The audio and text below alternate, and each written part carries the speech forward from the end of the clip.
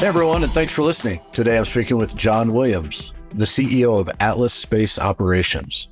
Atlas Space Operations is the leading provider of ground software as a service in the space communications industry. John, thanks for chatting with me today. Glad to be here, Dave. Fantastic. Well, to kick things off, you can see in the background, that you spent some time in the military. So thank you for your 21 years of service as an officer in the Air Force. Thank you. Can you tell me a little bit about what you did in the Air Force, just to give level set folks on where you're coming from? I don't think you hear this term very often anymore, but I'm a Mustang.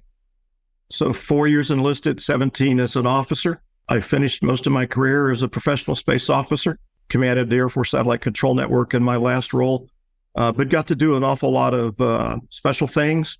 Spent a long time working with Tom Worman, one of the fathers of Air Force space, both on active duty and then later for him at Booz Allen.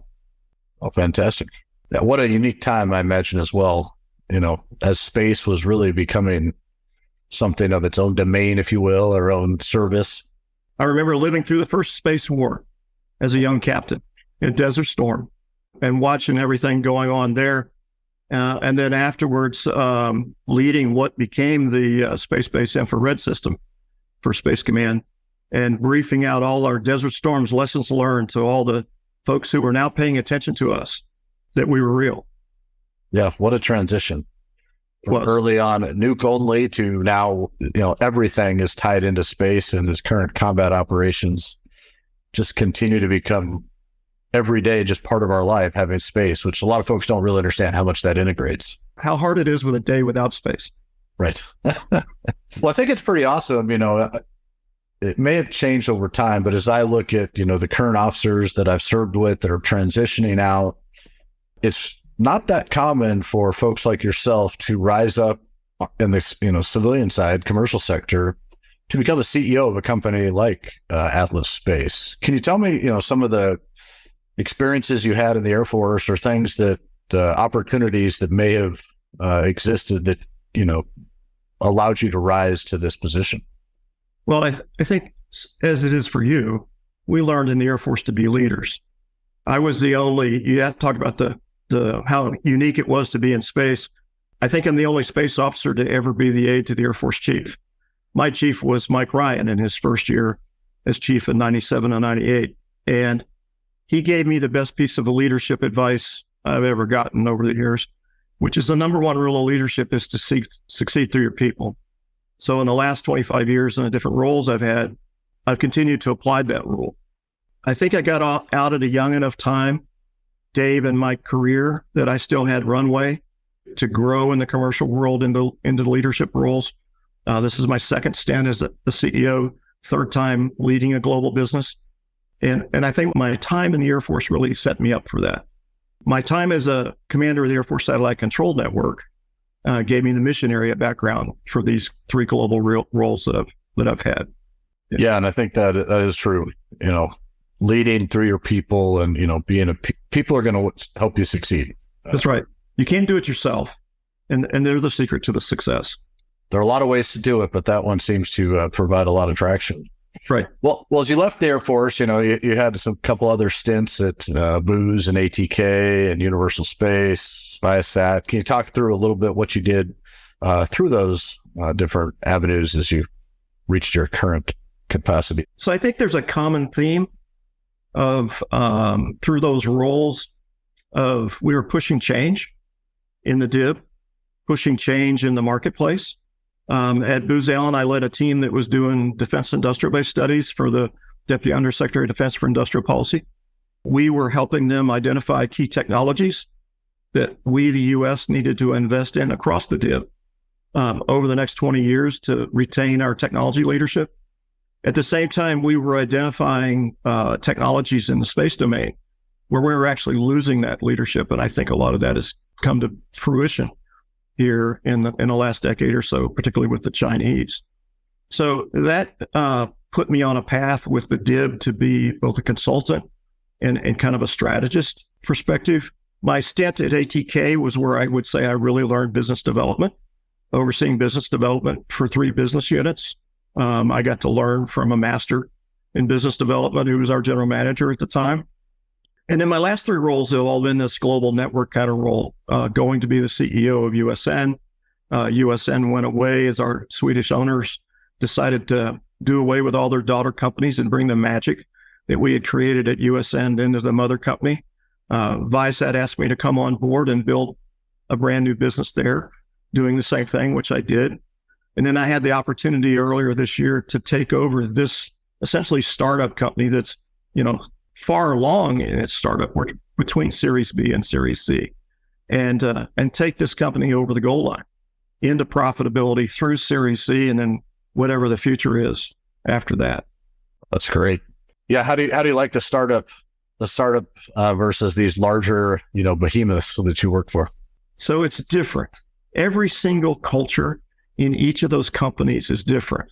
The cool thing at both the places I was the CEO is I got to put the stamp of a collaborative culture to reinforce that innovation in those cultures. I've been working on that hard here. It was already here, so I didn't have as much a vector change to do here, but it's different. This time, for the first time, I have to talk to investors. I had to learn all of the really deep financial investment side of the business that goes into that kind of thing. So it's one thing to know how to run a business and run out a business successfully. It's a whole nother that you have to combine the entrepreneurial and investment piece with that all at the same time. So I'm having a blast. Yeah, it's fun. How many hats do you find yourself wearing? I lost count. How big are you guys now? We're 38 folks. Yeah. About half here in Traverse City, Michigan, and about half distributed around the United States. We have 50 antennas that we front for as a network of 12 of which we own. But I'll kind of save some of that for a later question about what we do that's special with our software and stuff. Yeah, no, that's great. Yeah. What is the key culture element you think within the companies you've been with and what you're trying to establish at Atlas? I'm not sure there's one. So let me talk a little bit about what you find. We in mankind have lots of brilliant ideas. The trick for the entrepreneur is take that and converting that into something that has a market acceptance in a business case and turn that into a real business. Lots of people that can do the front end part, some people that can do the middle part, and some people that can do the right hand part, of converting it into a real business. I've always been over on the right hand side, and now I'm learning the left hand side. So I think what you have to have is ideas that you can convert into a business. You need the innovation of the folks. For us, that's very much software people, the folks that can actually translate that vision into a product or service that you can sell. And you need the culture that allows that innovation to sustain itself while you convert it into a real business where you have business metrics. You've got to answer to the board of directors and to your investors on how you're doing. Are you giving them an ROI yet? So I'll wrap all that together with, you have to have a collaborative culture to do that fosters that innovation, allows all ideas to compete on their own merit, for example, is one of my rules. Check your ego at the door is another rule, because if you don't do that, then you're after your idea, not somebody else's idea, evaluating it objectively. So that culture of collaboration and culture of entrepreneurship and innovation, I think those are the keys. Well, that's fantastic. Matt, couldn't agree more. Great lessons to move forward with. Well, you also spent time with the NDIA as the the space chairman. And how was that experience? Because it's pretty important, I think, industry association, that's out there, trying to support DIBs and small businesses. How was that experience? I think the experience was great. I would encourage people, to get involved in the industry associations. All of that's pro bono work. It's in addition to your time. Hopefully your company, supports you in doing that. I started my engagement in that division through some work we did on STEM to help the National Defense Education Act of 2005 get drafted. Was the initial work I did with that. I liked what the association was doing. I liked what that division was doing. So I participated. I got drugged into a variety of leadership roles over time. So as I got more and more serious with the leadership roles, I put my own stamp kind of on it. Over half of the folks that are now in the same role as chairman of the division since I left are folks somehow or another I helped put them in those roles. So the vision would be contained. One of the key things about NDIA, as opposed to some of the other associations, is they're focused on making sure we have a classified, capable workforce, that people that can get security clearances. The STEM was part of that, but that's one of their focuses that I would say is important to them. Yeah, and that's a tough one to keep going. It is a tough one to keep going. It's such a long lead turn to get all these, Well, it is. And from a STEM environment, you've got to attract them in elementary school, essentially, to turn that engineer into, studying engineering in college. And as much of our culture has changed and the self-gratification, it's really hard. Those kids are out there, but it's really hard to get them through the pipeline. Yeah. So we have that workforce that can hold security clearances and solve our tough problems for us. You've got the defense industrial base, and you've got, which oftentimes has to be dual use to be, viable in today's world because government contracts come and go. You've got the space enterprise, which is, very unique in that you have commercial folks in space, but you also have the government is big time in space.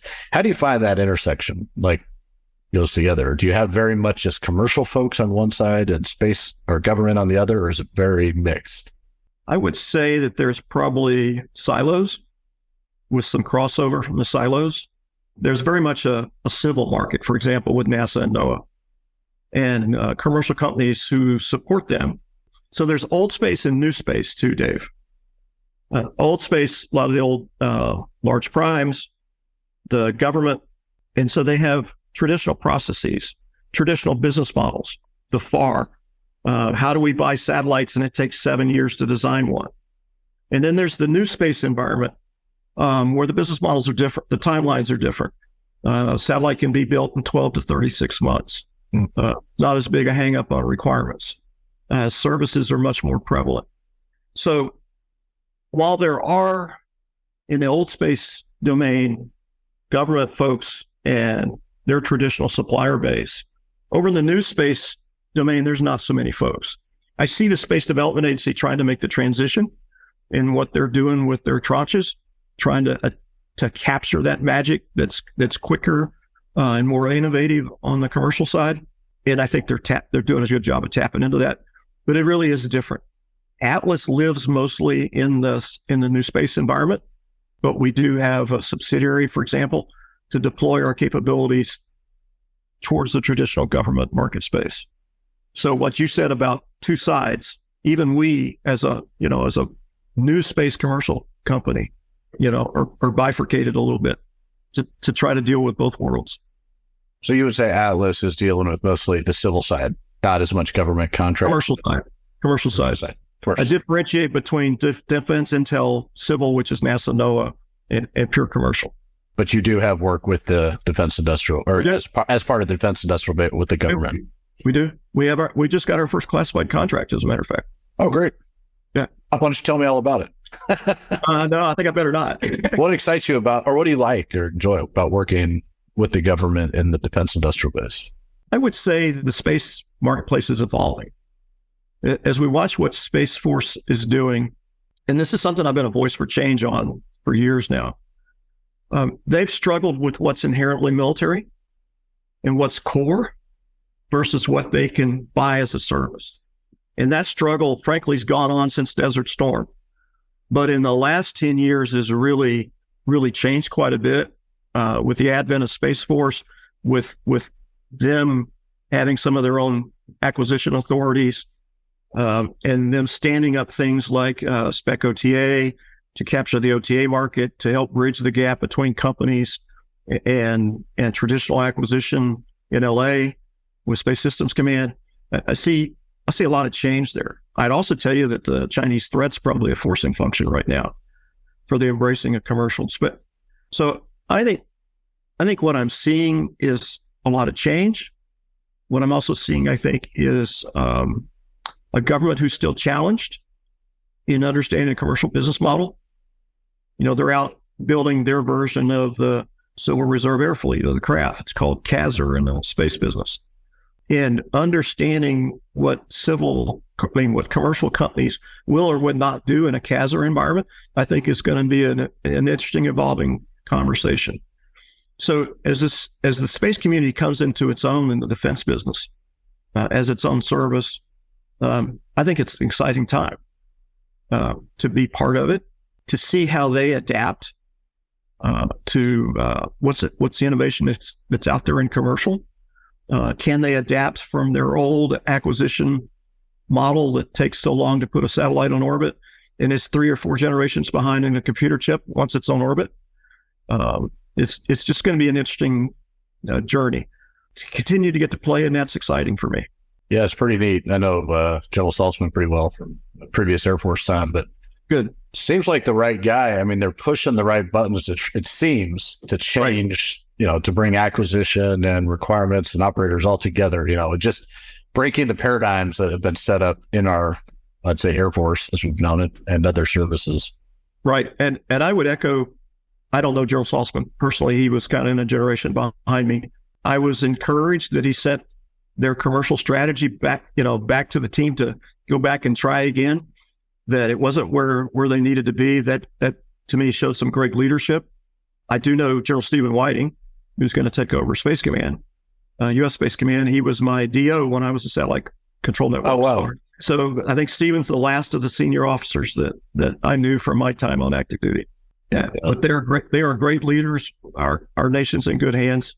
I think so. Yeah. I'm curious if you think it's challenging to innovate within the defense industrial base and working in that. But I think, to talk about innovation, I want to hear more about, Atlas Space. What do you guys do? We talk about satellite ground operations. What does that mean? And, where are you really changing, how we think of space and how we're able to work in that arena? Good. I think this part will be really interesting for some of your folks. So the ground software as a service is we have some software called the Freedom Platform. And the Freedom allows us to do some things that are not traditional in the managed network services part. It allows us to integrate antennas that we don't own, a network of networks kind of thing. It also provides an easy button for customers to onboard.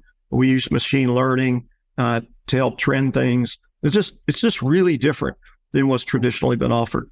Now, our core service is we have antennas around the world that allow satellite operators to talk to their spacecraft, to command and control their spacecraft. And we're not in the satellite communications part. We're in the part of the marketplace that's all the non-SATCOM. So Earth observation, remote sensing, debris removal, habitat, all those new space mission areas that are up there. So we help those customers.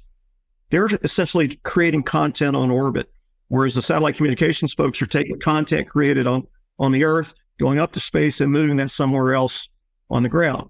We're taking the content that's created on orbit, bringing it to the ground so that data can be converted into information that's useful to us. So to give you an illustrative example of how far we've moved in the commercial world.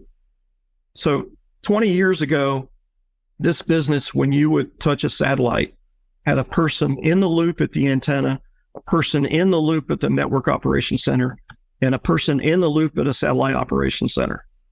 10 years ago at Universal Space Network, we'd essentially automated enough to take the person at the antenna away, and now the person was on the loop, just observing what was going on, but the person was still involved.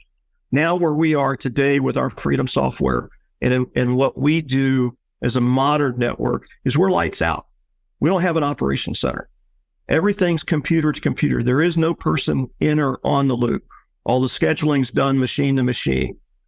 As the pass comes up, the computer tracks it. Make sure, that we're doing the right thing. The data is sent to the right, say Amazon S3 bucket or wherever the data needs to go, and then it shuts it down. So it's a much different operating concept. It allows us to be lean. When I talked about 38 people, a similar operation with satellite control network, I needed hundreds of people for all those people in the loop, sitting at an antenna, sitting in the op centers and stuff. So dramatic difference in what we're able to do in the commercial. So earlier this year, I talked to some of the colonels in Space Force about where they're trying to evolve. What we're doing is where they aspire to be in that lights out kind of configuration. And so I think we're going to see some efforts by them to get there. and maybe we'll be able to help them with our Freedom software. That's awesome. So what is I mean, help me understand, because I'm not exactly proficient in this domain, but the difference between, you said, where some folks were taking information off of Earth and going to satellites with more directive, right. Is that just the comm system and the networks and the software are not postured so that they can receive information and send back? It's really just like a one-way stream, or?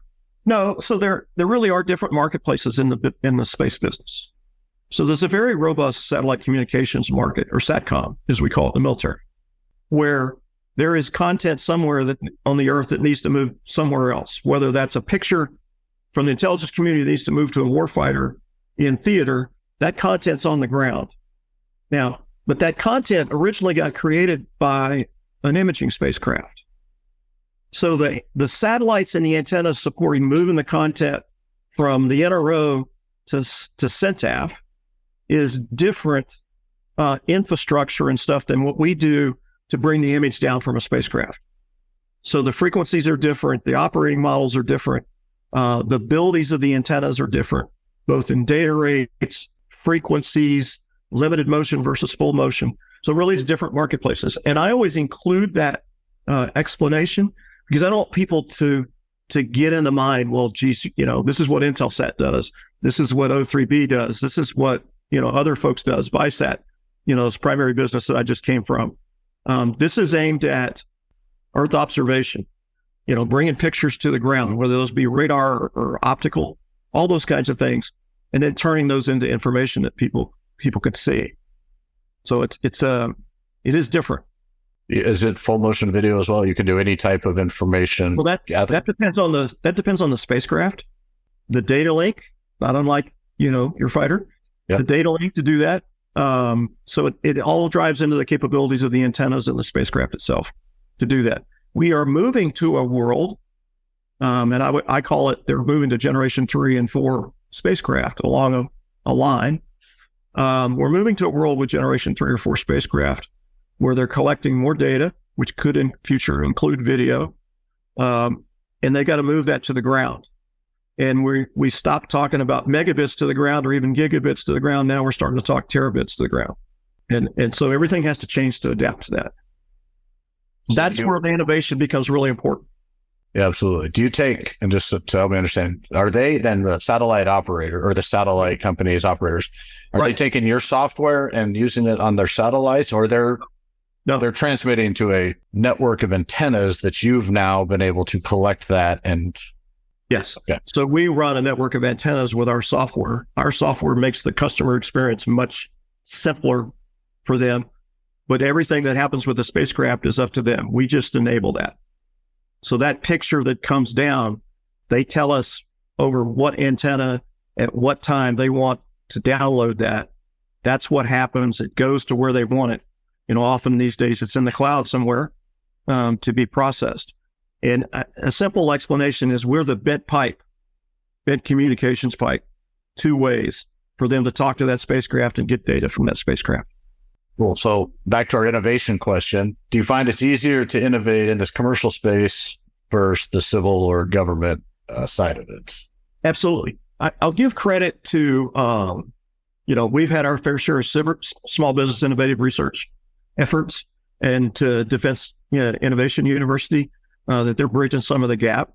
We're just finishing a SIBR with DIU called Hybrid Space Architecture to take a government antenna, a civil antenna, and a commercial antenna, and show the government they could schedule on all 3 of them contacts. But to answer your core question, despite that caveat of the front of there's some efforts on the government side to try to create innovation, it's much better for us to innovate on the commercial side. We can move quicker, we can learn quicker, we can fail forward, and then take that in a more mature form and offer it then into the DIB, into the government space. And that's what we're doing with our subsidiary, Freedom Space Technologies, and taking a particular Freedom software and now offering it into the government market space for their use. And so what are the biggest innovation strides that you're looking at Atlas Space right now? So for us, I guess it's probably multifold, but we pay a lot of attention to cybersecurity. And as we do more and more government business, we've got to be protected at the same level, as our customer. So cyber protection is a biggie there. Can we move forward more on the machine learning aspect to what does that hold for us? My CTO sure is excited about it and thinks it will lead to some things. We've collected, for example, in our 7 years, billions of data points on all the contacts that we've done for customers and learn from that.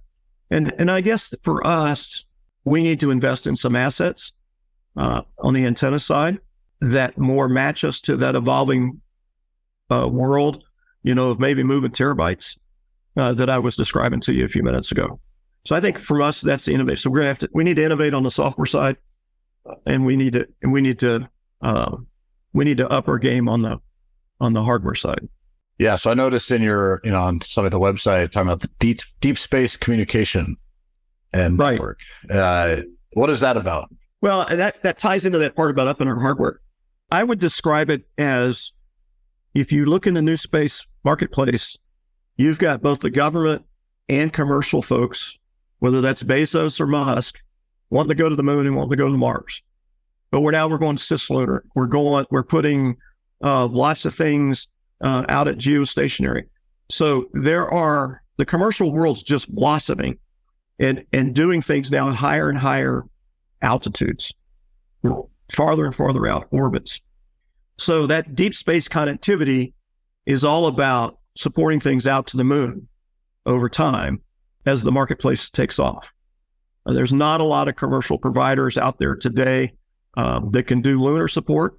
There's like 3 of us poking at it a little bit, but that's what that's about. Obviously, we want to support things out to geo and cislunar too. So having larger assets, which is what I was talking about up in our hardware game a few minutes ago, really is needed to move large data volumes at those distances. And what spectrums are you guys working in for, your antennas receiving? So most of the command and control stuff occurs in S-band. Most of the data that comes down these days in the commercial world is X-band. And then Ka is split into a number of bands. There's an Earth observation Ka band. That's a brand new market in our space that's just getting some of its first users and first movers on the antenna side. Is optical playing at all? I've heard optical being thrown around. Great question, Dave. Optical comes with its challenges in that you need pretty much a cloud-free line of sight. But there are some places on Earth that optical can be used. And so I think it will be used. A recent Euroconsult report doesn't think it's going to be more than 10% of this market space by 2030. And I think there's a couple of reasons. One is the atmospherics I talked about. You need a cloud-free line of sight. But the other is, if you're a satellite owner, when you're building your next generation of spacecraft, they have to go through this design challenge of size, weight, and power, or SWaP. So if you're going to have to have a radio and an antenna in S-band to make sure you can command and control that vehicle if there's an anomaly, then their challenge is flying an RF payload and flying an optical payload. Now they could take a risk and live just on the optical payload.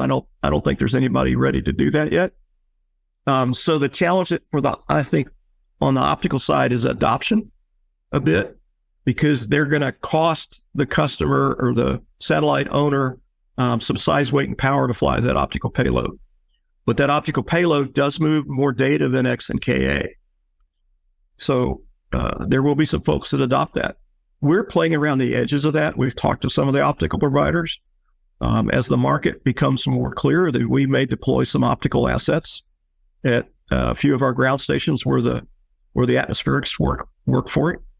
Is there any, just thinking about putting computing power on the leading edge, if you will, desire or interest to take your, software, your platform, and move it into like the LEO or something out initially that then can receive and then maybe to do another transformation back to the Earth? I'm not sure it's so much our software as it is some of the processing and pre-processing software for that content generated on orbit. As we move into more the Gen 3, Gen 4 kind of spacecraft, I think what we're seeing is more and more of that processing capability on orbit. for them to make the data stream that they've got to ship down smaller is one need for that. One of the other things that's been debated for the last couple of years but not implemented yet is a push to put edge computing devices at the antenna level. So just as we're talking about pre-processing in orbit, there could be pre-processing at the antenna. So before the data stream is shipped from the antenna to somewhere in the cloud, that's still probably going over a fiber optic somewhere, that pipe can be shaped. Two, a lot of discussions on that with the cloud providers because it would be their edge devices, but we haven't implemented anything like that. Neither have our competitors at this point, but I think they're all talking about it. AWS did a trade-off, I think, in them fielding their network. They short-circuited that by putting their antennas on top of their data centers in 12 locations around the world.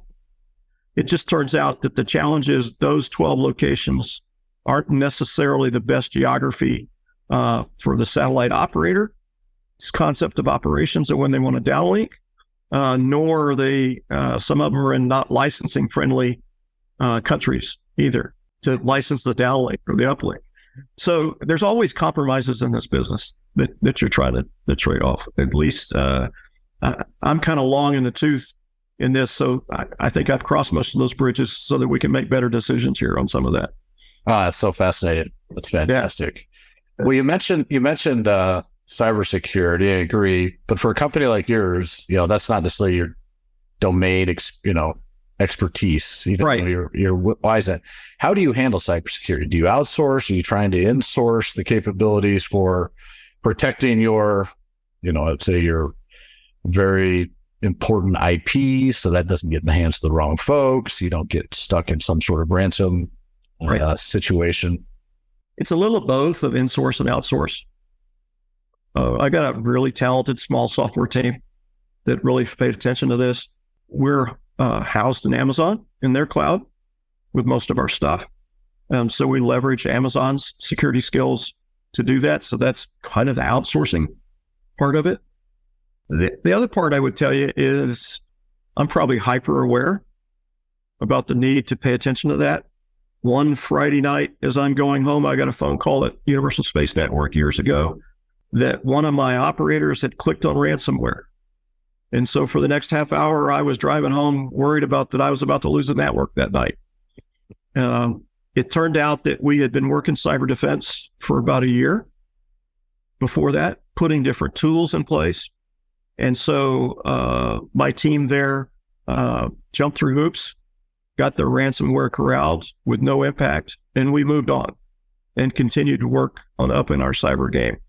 Obviously, first night of the Ukraine war, Viasat's modems in the Ukraine got attacked. So as a Viasat employee, at the time that happened, we were all pretty hypersensitive about that event too. So I'm very sensitive to this is real. And I had a little bit of cyber warrior experience when I wore a blue uniform too. So this stuff's real. So you've got to pay attention to it. So I have a good team, but we're also tapping into the experts in Amazon to make sure we're as good as we can get. That's great. That is, yes, super important. Do you see much difference or comparison as space is building out, cyber is starting to build out? They're both domains, but they cross collaborate with the other domains so much that it's not really like air, right. Or it's not ground. How do you think of those two comparatively in the domain discussion, and how the government handles it and the different industries, from organizationally? Wow, I'm having J-Rock deja vu days about the debates we had in the late 90s about the same subject. I think they're both domains in their own rights. That's why we have Space Force these days, and we've got a cyber command. But as you said, things are so intertwined. Ground's not ground anymore. Space is not space. I mean, air is not air anymore by itself. Neither is, at sea. Everything's so interrelated. Everything could get attacked from almost every other domain. And that has to be protected. And there needs to be an integrated vision to that. So I don't think you can separate them. They each have their unique features and aspects of their domains that are different, whether it's cyber or space versus air. What happens when you have Delta V in the air versus delta V in space, different things happen. Delta velocity, you're going to add energy, you're going to push on the throttle. Different things happen in those two different domains. So they deserved their own attention because of those things are different. Development of their own techniques, and procedures, but everything's intertwined. So you have to have smart, capable folks that can merge those, both on the commercial side, in the DIB, and for in a uniform. Yeah, so it's definitely an interesting topic, but I think they all are starting to coalesce like you discussed. The most interesting part, I think, that's scary is the next major war is going to happen in space and cyber long before you see anything terrestrial. In some respect, I hope so. And in others, that's terrifying. I'm in both those camps, Dave. Yeah. Yeah, I don't want to see nukes taking folks out, even though there is a space component to that. But the infrastructure and the reliance on space, infrastructure with cyber and reliance on space would be devastating. If you had advice for, let's say, mid-career to finishing up career military officer or looking to make a transition to the commercial sector in the DIB, what advice would you give to them? That's a great question. It's not an easy answer. Let me approach it this way. Your military career is helpful for you in giving you work ethic, leadership skills, confidence in who you are. What it doesn't prepare you for is a commercial world where there's fewer rules, where there's fewer processes, there's matrix organizations, things aren't as clear, and a marketplace that's moving quickly. So I encourage folks to get smarter on what's going on in the commercial world, to find mentors or read books or whatever, watch podcasts that talks about how it's different. I try paying it forward for all the people invested in me by mentoring folks as they're coming out and over the years, mentoring folks coming out, mentoring folks in the companies and things like that are struggling with the transition. It's a hard transition. It's even harder the more senior you are, more set into the process discipline and the rigor and the organizational structure and stuff. Then is there some big companies in the DIB have that, but still there's so much to learn. What's a profit and loss? What's on the balance sheet? How does the money work? How do you do certain things that aren't the same as how you do them in the military? So the more you can learn about that. There's a book about 10 years old now that talks about the modern marketplace and how we got here. And it's called Bold. It's a big book, long book. Talks about, how iPhones were generated, all the different apps that came together into one device. Part of the thought process of what entrepreneurs are doing in the commercial market space. That's part of it that maybe it's worth understanding. There's other business books out there that talk about leadership in the commercial world. Ian Altman, Altman, is really good on business development, for example, for folks that are going to get out and get into business development on things. So I would say that they should accept that they have a good basis for moving into a new role, but it's going to be totally different. And the sooner you get up to speed on being able to succeed in the totally different, the better off they'll be. Yeah, get in there and get experience quick. Right. Find a mentor. No, that's great that you're doing that. And that is a tough challenge for a lot of folks. Yeah, it is. It's been for, myself. It's just, it takes a while to figure it out. It is. And I was blessed in the roles I had with people paying it, and investing in me to get me through those transitions. Well, we'll start to wrap it up. Last question I'll throw out is just, where do you see Atlas Space operations in the next 3 to 5 years? What are the great things you're going to bring to this country? So we're on a great growth path. We're actually on a 10x revenue path. We're having a record revenue year this year. And right now the pipeline that we've built's been scrubbed really hard. And we're on a 10x path as we head into Series C in the spring. We're in a great place. So we're going to be cash flow positive next year, probably profitable for the first time next year. And then our Series C is all about growth and all about going after that 10X. Our goal is to be the number one U.S. provider of network services for the marketplace that we talked about. So that's where I see us. We may get really big, really fast from where we are today, and we might get picked off by somebody too who wants to integrate us into their portfolio. That's as likely to happen as not in the next 3 to 5 years. So I can't tell you we're going to exist in 5 years, but if we do, that's what our goal is.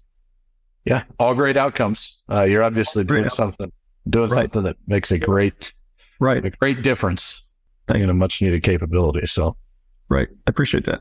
Well, I think that's all time we're going to have today. We'll wrap it up. But if someone wants to learn more about Atlas Space or yourself, do you have a place to point them, your website or? Your website's atlasspace.com. And then there's a short bio for me there.